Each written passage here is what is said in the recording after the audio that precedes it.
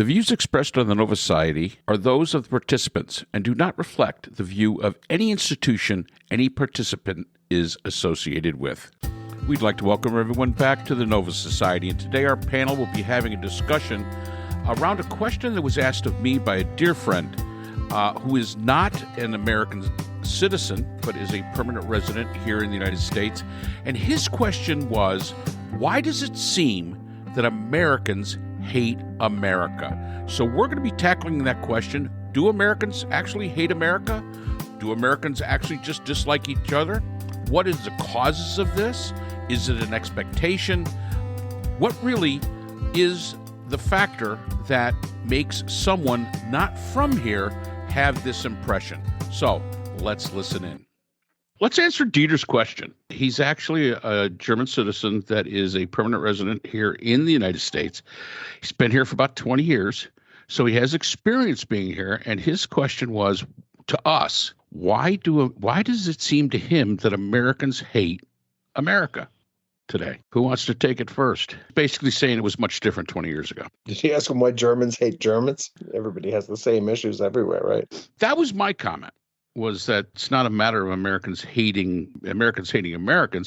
Americans just are a grievance culture now that just basically hate everything. And most of the things they hate don't exist. Well, I think the problem, though, is our different groups across America have differing viewpoints on what the mythology of America actually is. So it's like, when the four of us are here talking about America, our version of America is fundamentally different, I'm going to guess, from the version of America that came out to vote for Trump in the primary vote in New Hampshire yesterday. So, what... We'll get to them. I know, right? Can't avoid them. But I think it's, at least my vantage point, America is a political social experiment, and we've placed on top of it this concept of the American dream. And the American dream has been used as a propaganda tool for so long now that I think the question boils down to, is it really that they hate America, or is it that they hate the American dream? That they hate the image that has been forced upon us of the 2-car garage and the white picket fence and the ideas of what it takes to have social upward mobility, because it's not necessarily the experience of people coming into adulthood in the post 9/11 world. Like, it's not as attainable as it once was. And so, sure, it sounds like we hate America because, you know what, we were sold a story, we were sold a dream, and it's not the reality. Okay, and that is from our millennial perspective. And now we'll move on to the older crowd who looks at this probably a little differently. Well, because I will say this, Priscilla, in your time here on Earth, it has changed a lot. First of all, an awful lot has changed technology-wise. I always say my grandmother, who died at 102, she was born in 1899, and she died in 2001. The things that she saw were amazing. I mean, all of the changes that she saw. But she even recognized, even though she didn't really understand any of the technology or any of that stuff, how much things changed in just 10 to 20 years compared to the first 50 years of the United States, in her time within the United States. So do you think it's we don't like a bill of sale? We think we got sold a bad bill of sale, Scott? The other day here in the north, actually in Manhattan, in New York City, the Patriot Front did a march carrying signs that said America is not for sale, and wearing those masks with the skulls on them and carrying a lot of American flags and stuff like that. There was a hysterical moment that was captured on video where they all marched. There's like 100 or 150, reports differ, of these extreme right-wing terrorists walking in New York City. And they went down the subway where they were stuck at the turnstile, which was like right out of Blazing Saddles.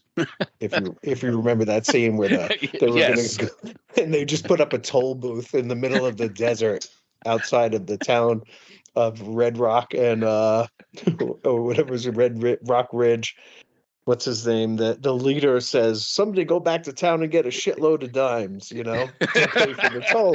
And these guys were stuck there. They were like just like it was like a parade, massive parade, jumbled up all together as they waited to go through the toll booth one at a time.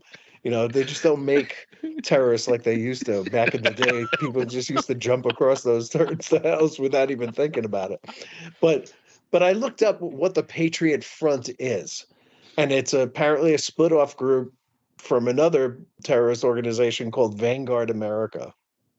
And according to the ADL, the Patriot Front is a white supremacist group whose members maintain that their ancestors conquered America and bequeathed it to them and no one else. And I think that goes to what Priscilla, I'm hoping that's what goes to what Priscilla is saying, that this is a myth that people have bought into, that there were never anybody but white people here, and that white Europeans conquered America. And because they're the ones who did so, the only people whose vote matters is white men, white straight men. I'll go a little further. And I remember having a conversation after Mitt Romney lost the election to Barack Obama. A friend of mine said, with a certain amount of smugness, but Romney won with white men, as if their votes should count more. And they don't. And that's not this country. And there was a young student from WestCon who worked for me in a company, and he once said to me, "Why can't white people have a country of their own?" And I said, you can, but it's not this country. That's not what it is and not what it ever was. And so you're mistaken about what America is. Brooklyn? Well, I was thinking about, the turnstile thing was humorous. That is very Scott humorous. likes always going back to Blazing Saddles. I think that's his go-to. I was thinking about the position of women and what Priscilla said, and how women also are raised under the women as nurturers, and men are the ones who have the brains. Women are born to be natural nurturers and nothing else. Biological essentialism, which we seem in this country to be returning to. The purpose and the greatest joy for women is to have children, and that should be fulfilling. And I've had a number of friends some of whom have felt fulfilled by having children, some of whom have said, I'm not me anymore, I'm just somebody's mother, and they have not felt fulfilled and have felt, extremely empty. This is what I was promised was supposed to be the ultimate moment of my life, and in fact children are not sweet and clean and angelic and all this. Reversal of what it was they were told to expect. And then so many homes wind up, or marriages wind up in divorce, that then women also have to earn a living for themselves and their children, and they're supposed to be a mother also. A person can't manage all of that. And then, of course, if her children get into trouble, then it's her fault for not being home while also not working full time. And a person winds up feeling, in a sense, betrayed. The values, the ideal of America, of what you thought America was. You as a woman, let's say, as a woman, did one's part.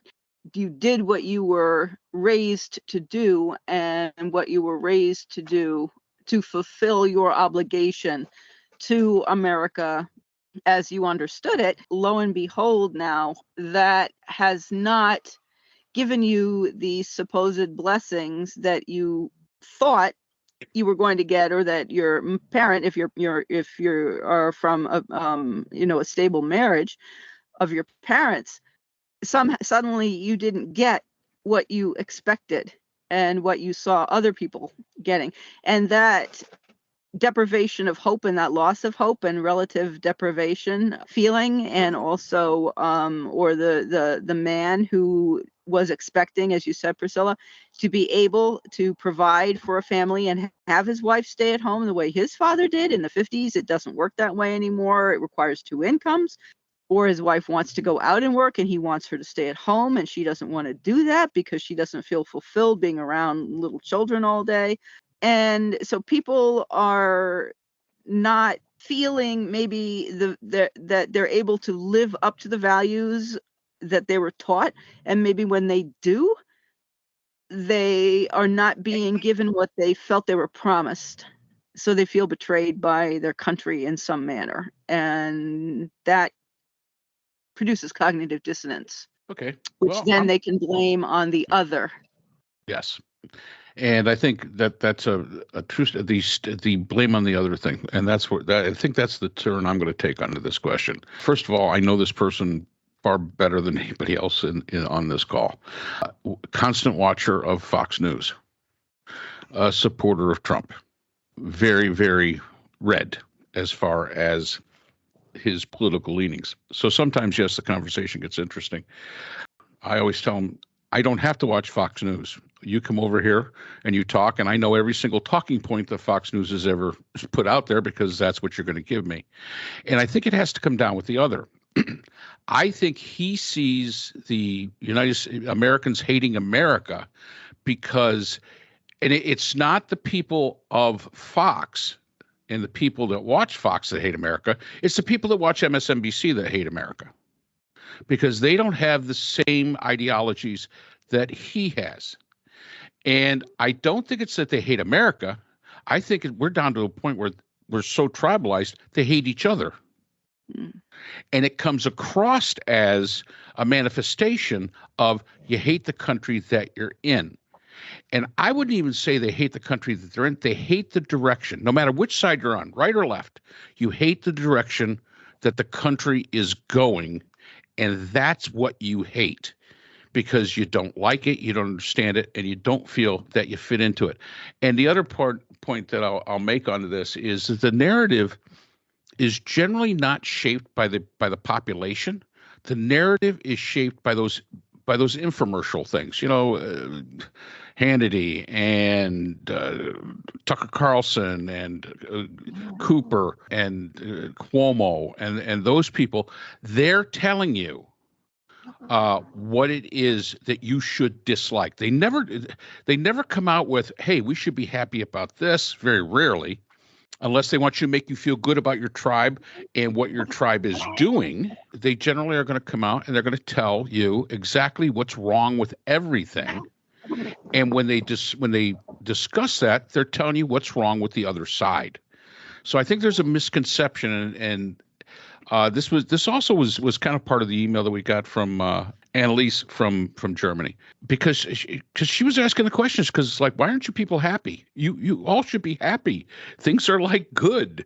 Why are you not happy? And I think Scott said this before a few times. We're unhappy with those, and I know Priscilla said it, those monsters that don't exist, that are a creation, that simply are not in existence. No, there is no such thing as a $91 turkey. If there is, it is the Godzilla of all turkeys. I mean, I'm sorry. No, bacon does not cost $15 a pound. Yes, probably there is one place in California on the Malibu coast with no gas station within 50 miles of it where premium gas is $8 a gallon. But that's what they put out there as the norm for the country. And I think that these norms they put out there are what make people so upset. And the commercials that say where you need an ID to buy this, and they want to ask you all kinds of questions about how you voted and how this and how that. And there's no such thing. No, it's a myth. Yes. So, exactly. So we'll go back to our resident mythologist. Why are we buying into this myth? And here's the thing, Priscilla, and you could probably explain this better than any of us. We are hearing the same material spun a different way. How do you get two people to believe the myth, but from two totally diametrically different positions. See? Well, I think unpacking the myth a bit more, the myth has existed as long as white people have been in America. It came over with those immigrant populations rooted in the very core of the religious beliefs that they brought with them. So the concept of the othering is already embedded into the mindset of the people who quote unquote conquered America. And then I think one of the things that I think we're seeing happening in particular when you bifurcate our country into two parties is that one party takes things very literally and stands by it. It's black and white. This is what it is. End of story. And so when, those stories come up where someone hits the emotional nerve just right, like $91 turkeys, then because it's striking the chord, because, they're like, oh, well, we take everything black and white literally, and this figure that I've trusted in the media is giving me this misinformation. It must be true. Meanwhile, you have the other side of the culture who I think is more fluid and more willing to grow and transform and adapt. And we've reached a point where those perspectives are at odds with each other. You can't have a society that takes things literally and supports a particular white narrative and have a society that is all inclusive and respective of all the people. Like, these are at odds with each other. And both sides are completely convinced that they're right. I mean, we're in a whole room of people who do conflict resolution. You can't have conflict resolution if people won't agree that they're having a conflict in the first place. They're both right. There is no opportunity for compromise. There's nothing to do about there. It is an either or, both and kind of situation. And this isn't new. It's only, I think, in our face now because media has gotten where it is. Like, we have the 24-hour news cycle, we have social media, we have all these ways that this news just gets so quickly disseminated and processed and digested. But I mean, this isn't new. I mean, a lot of the same kind of stubborn polarity, it's been around under Roosevelt. It was around during the war. It was around under Lincoln. I mean, it's been around forever. So I think really the piece to the puzzle is, how do we take the story being said the same way to two different audiences, but these two different audiences have a different connection to their information sources. So you could say the exact same sentence. One of the fun games that I see go around social media now and again is a biblical quote used in a way to either justify a particular stance. And you've got one group that says, well, of course, this is what the Bible says. That's what their information source is saying. This information source is saying, well, no, actually, there's a lot of room for interpretation. Let's talk it out. Da, da, da. Somewhere there's got to be that willingness to embrace critical thinking in order for that narrative to actually be seen equally on both sides. But it can't be if both sides are saying, no, my way is the only right way to interpret this. No doubt about that. So Scott, kind of piggybacking on that, and I know you're always going to go to the fallback education. As an educator, you're always going to go back to education. But this is almost like beyond what education can deal with. We have students in all of our classes that we teach that, and we say this all the time, we don't try to tell you what to think. We are trying to teach you how to think.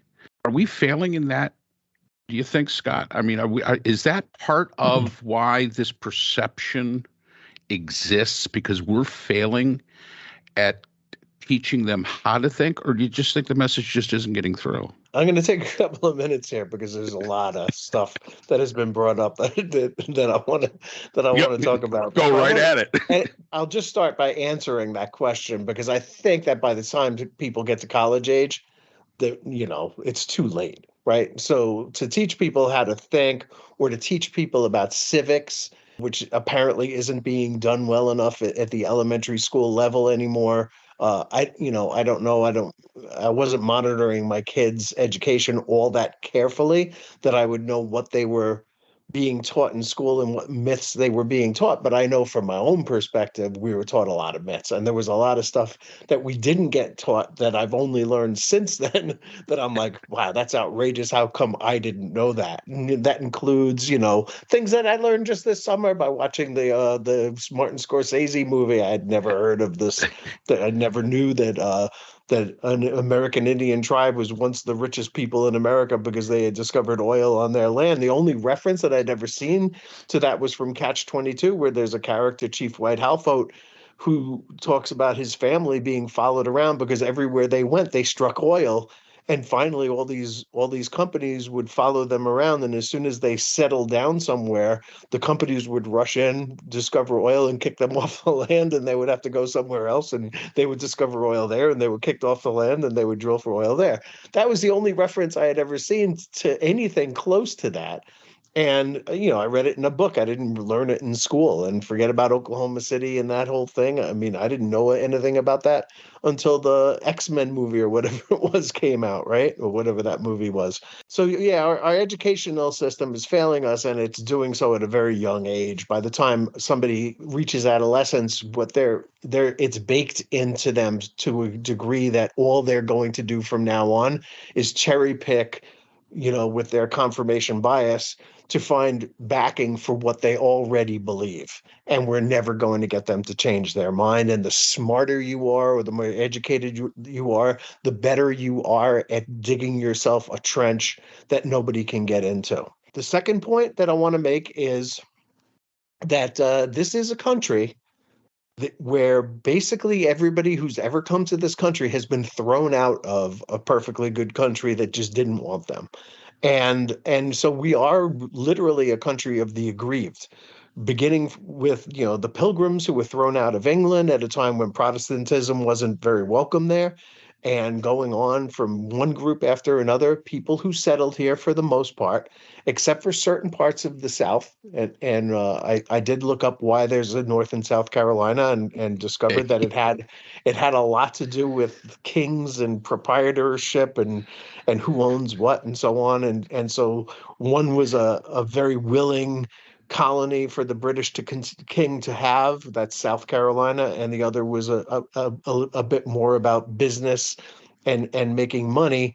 That's North Carolina, where the Tar Heel name is famous because these people, had tobacco farms, and commerce was the main, and agriculture was the main thing that made North Carolina what it is today. We've been thrown out of every good country on earth. That's what Americans are. We are the aggrieved. We are, what should say in Staten Island, on the Statue of Liberty, bring me your aggrieved. Because the people who were thrown out of the Pale of Settlement, thrown out of Germany, thrown out of Ireland. Ireland, thrown out of everywhere. I think that that's a big part of our national character, is aggrievement, and the idea that we weren't welcome where we were. I mean, my mom, being from Scotland, came here in 1954. Nothing good was happening in Scotland, so she came to America. My father's family came here long before World War II, and were basically thrown out of Eastern Europe. So again, one group after another, you can talk about that. Yeah. Okay, this is the last thing I'm going to say on this topic, because you have your Dieter and I have my Jim. And Jim is a very smart guy who I'm really good friends with. I like him very much, and we get along about almost nothing. And since 2009, when we were both on Facebook arguing all summer long about Obamacare coming in the run up to that, we've been fighting on Facebook. Last week, for the first time ever, the S&P and the Dow reached new heights. Fox Business News had to report this. There's no way around it. They were very unhappy, I think. And Donald Trump has said, we need a recession, and I want it now. And that's kind of he's the standard bearer for the party. And another thing that sort of came out was a report from the Bureau of Economic Analysis and National Income and Products Accounts, whatever that is. What they said was that corporate profits accounted for about 53% of inflation during last year's second and third quarters. And I see this because every now and then I catch somehow or another an earnings report, and they always talk about their quote unquote new pricing strategies that has driven them to new levels of profit. And for 40 years, profits drove 11% of price growth in America. Last year, it drove 53% of price growth in the year. And it's an incredible amount of profit-taking opportunism on the part of corporations who were able to raise their prices because of after Ukraine was invaded, oil went up, and once gas goes up, the cost of everything that needs to be delivered goes up. And so prices went up, and when gas came down, prices stayed up. They're only beginning now to come down.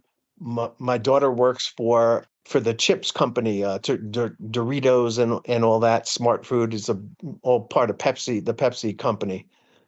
And they're having trouble because their prices are too high, and there are supermarkets and indeed whole countries that are refusing to buy their products because they're too expensive. And they've got to bring their prices down back to normal again, because people are beginning to be sick of paying high prices. So here we go. A friend of mine says that I should be championing policies that increase competition, right? That would cut down on big corporations who have no competition, who are able to run up their prices and are able to compensate C-level executives, et cetera, et cetera. And I said, here's the thing. We do advocate that. And I showed him an article from the American Bar Organization about Joe Biden fighting monopolies through antitrust enforcement that we've never seen before, on a level that we have not seen since Teddy Roosevelt.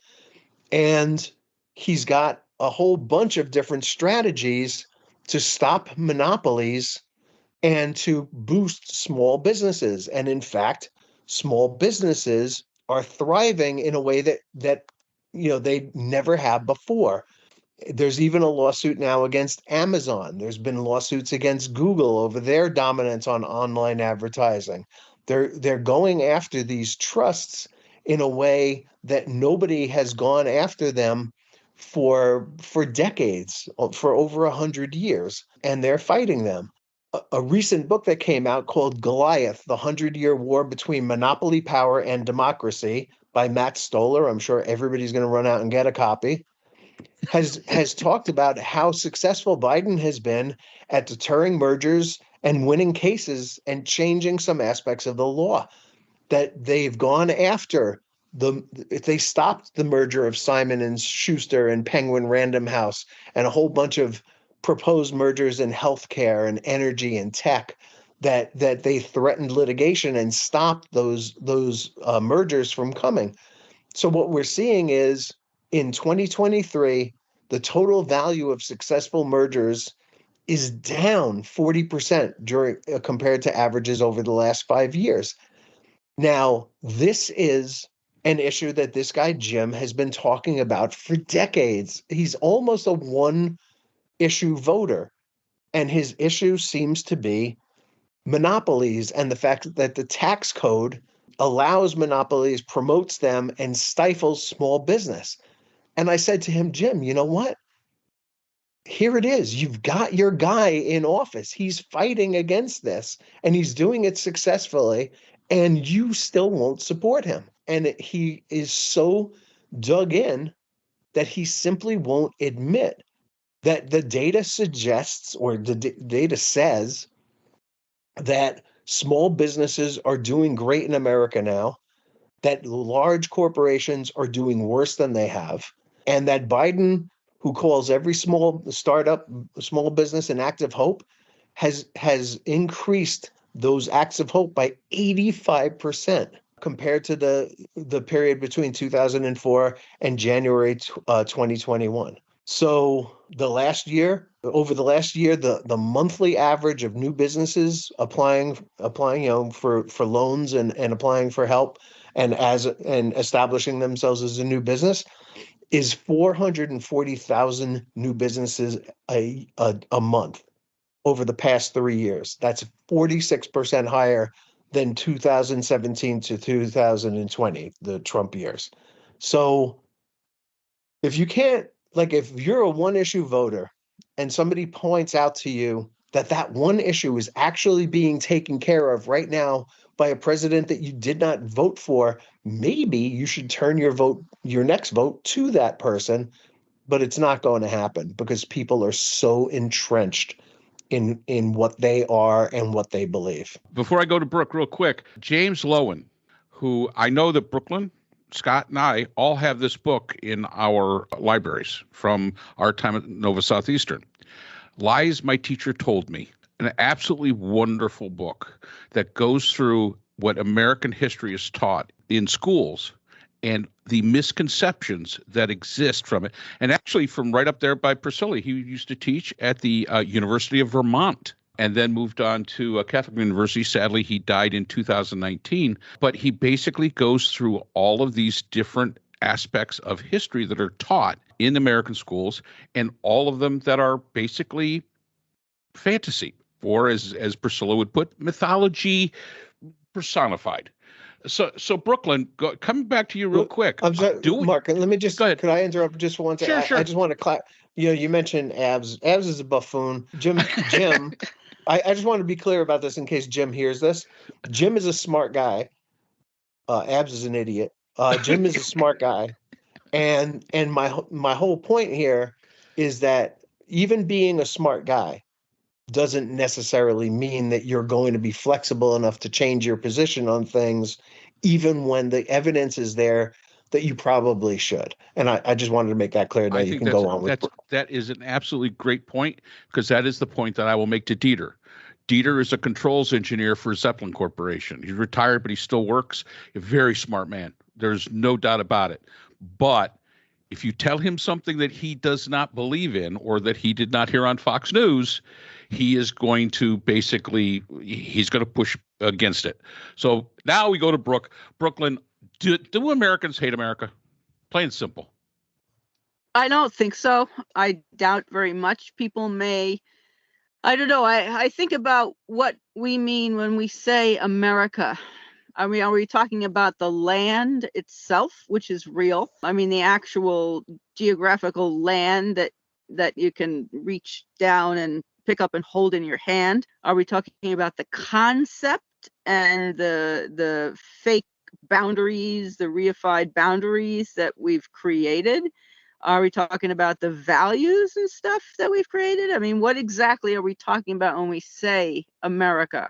I don't know if people hate the United States of America. I think that people are as we've been saying, finding enemies and creating enemies, and are so very much wrapped up in the other and in finding fault somewhere, anywhere, for why their lives have not turned out as they had imagined, or why they feel hollow inside.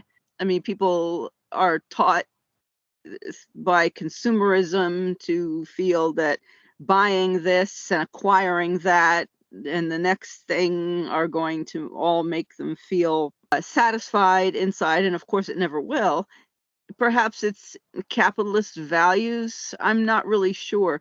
But whatever it is that has prevented people from finding fulfillment in their lives as Americans and identifying themselves as Americans and not being the happiest people in the world, and what we're told constantly and grew up believing is the best country, not only in the world today, but has ever existed in the world since the dawn of humankind, then there must be something wrong with us. But since we know that we're good people and that we've done everything correctly according to how we've been raised and what we've understood that we're supposed to do with our lives, then it must be somebody else's fault. And so we start looking for someone or something to blame. So whether it becomes a Democrat or a Republican or immigration or something. So I don't believe that people hate the United States of America. I think that people really don't understand where their dissatisfaction is coming from, and it becomes very, very easy to simplify what they're feeling and narrow it down to something that they can actually point to, such as an immigrant or somebody who looks different from they, or a different religion, or someone who is gay or transgender or whatever the case might be. But they themselves are not the problem ever. Their misunderstanding of what life is and of what the country can do for them and what the country has ever been able to do for anybody,